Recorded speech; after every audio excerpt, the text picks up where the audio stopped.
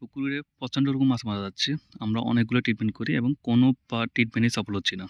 সর্বশেষ আমরা এখানে একটা চিন্তা ভাবনা করে দেখেছি, এখানে কিছু মাছ উপস্থিত হয়েছে যেগুলো সাদা রক্তবাহিত মাছ এবং যেটা পুকুরে খুবই ক্ষতি করতেছে এবং যার জন্য আমাদের সার্চগুলো এফেক্ট করছে। আমরা সেই জন্য এখানে সাদা রক্তবাহিত মাছ মারার জন্য একটা মেডিসিন ব্যবহার করি এবং মেডিসিন পরবর্তীতে আমরা দেখি যেখানে প্রচুর পরিমাপ আপনার এই যে ভিডিওতে যেগুলো দেখতেছেন, যেগুলো সাফিলা, মলিয়া, বাইলা মাছ এবং চিংড়ি মারা যায়। অজস্র চিংড়ি মারা যায়। আমরা পুরো পুকুর থেকে আপনার যদি এগুলো আমরা নিই তাহলে এটা দেখবেন যে আপনার ৪ থেকে ৫ টার মতন হয়ে যাবে। এটা জাস্ট একটা আপনাদের পুকুরের একটা ফাঁসে দিতে পারি, সেটা নয়কার পুকুর, সেখানেই এই অবস্থা দেখতেছেন। এবং পাশাপাশি যে মাছগুলো রোগ আক্রান্ত ছিল সে মাছগুলো মারা যায়। আপনাদের একটু যদি আমরা ভিজুয়াল দেখাই, দেখতেছেন এই মাছগুলো স্বাস্থ্যের জন্য খুবই ক্ষতিকর। চাপিলা মাছ স্বাস্থ্যের জন্য খুবই ক্ষতিকর এবং বাইলা মাছ স্বাস্থ্যের জন্য খুবই ক্ষতিকর। আপনি যখন মিক্স পদ্ধতিতে চাষ করবেন, ওই চাষ পদ্ধতিতে কোনোভাবে এই ধরনের মাছ রাখা যাবে না। কারণ এই মাছগুলো যখন আপনার সাদা মাছ যেগুলো রুই, মৃগেল, কালীবাউস, ব্রিকেট, কার্পু, গ্লাস কাপ থাকে, এই মাছগুলোর যে আঁশ থাকে, আঁশগুলোকে খুঁটি খুঁটি খেয়ে ফেলে। এতে মাছগুলো খুব সহজে রোগাক্রান্ত হয়ে যায়। আপনাদের যে পুকুরে মাছ অতিরিক্ত রোগ আক্রান্ত হচ্ছে বা মাছ মারা যাচ্ছে, তখন সঙ্গে সঙ্গে আপনারা এই ট্রিটমেন্টটা করে ফেলবেন এবং এতে আপনাদের মাছগুলো সুস্থ থাকবে।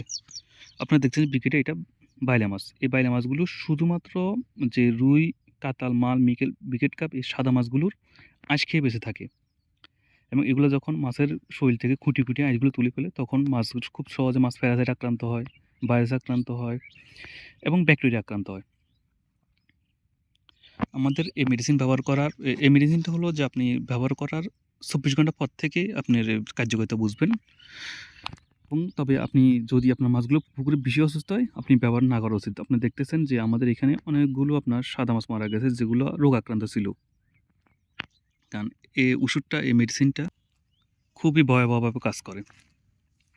তবে এটা একটা নিরাপদ মেডিসিন। এই মেডিসিনটা শুধু সাদা রক্তবাহিত, যেসব মাছগুলোর রক্ত সাদা সেই মাছগুলো মারা যাবে এবং শ্বাস জনিত মাছের সমস্যা হবে না। আমাদের এখানে মাছগুলো মারা যাওয়ার মূল উদ্দেশ্য হলো আমাদের এখানে প্রচুর পরিমাণ মাছগুলো অসুস্থ ছিল। মাছগুলো গায়ের মধ্যে লাল ক্ষত দাগ ছিল, যেটা আমরা অ্যাপোজিট কালচার সিনড্রোম বলি এবং আমরা যথেষ্ট পরিমাণ ট্রিটমেন্ট করার পরও তার রেজাল্ট পাইনি।